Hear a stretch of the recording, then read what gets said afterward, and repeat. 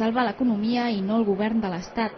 És la justificació que ha donat el president de Convergència i Unió després que el seu grup decidís abstenir-se ahir en la votació al Congrés sobre les mesures antidèficit de Zapatero.